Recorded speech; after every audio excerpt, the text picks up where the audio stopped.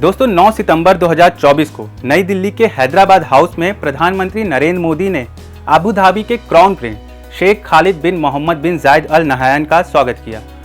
ये उनकी Abu Dhabi के क्राउन प्रिंस के तौर पर पहली यात्रा है।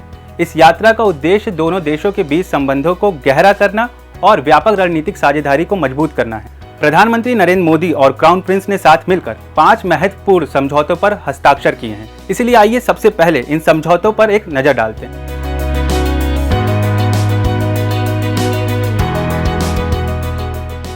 पहला समझौता है न्यूक्लियर एनर्जी। भारत के न्यूक्लियर पावर कॉरपोरेशन और यूएई के एमिरेट्स न्यूक्लियर एनर्जी कंपनी के 12 परमाणु ऊर्जा संयंत्र के संचालन और रखरखाव के लिए। दूसरा समझौता है LNG supply. Abu Dhabi national oil company और इंडियन ऑयल कॉरपोरेशन लिमिटेड के बीच लिक्विफाइड नेचुरल गैस की लॉन्ग टर्म सप्लाई के लिए। तीसरा समझौता है फूड पार्क्स। गुजरात सरकार और Abu Dhabi development holdings company के बीच भारत में खाद्य पार्कों के विकास के लिए। चौथा समझौता है विज्ञान और प्रौद्योगिकी। भारत और यूएई के बीच विज्ञान और प्रौद्योगिकी के क्षेत्र में सहयोग को बढ़ावा देने के लिए।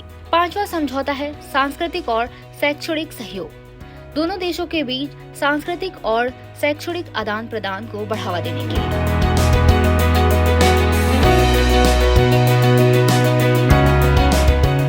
क्राउन प्रिंस ने राष्ट्रपति द्रौपदी मुर्मू से राष्ट्रपति भवन में मुलाकात की और महात्मा गांधी को श्रद्धांजलि अर्पित की और वहां एक पौधा भी लगाया जो उन्हें यूएई के तीसरी पीढ़ी का नेता बनाता है, जिन्होंने राजघाट पर पौधा रोपण किया है। इससे पहले पूर्व राष्ट्रपति शेख जायद बिन सुल्तान अल नहयान और वर्तमान राष्ट्रपति शेख मोहम्मद बिन जायद भी ऐसा कर चुके हैं।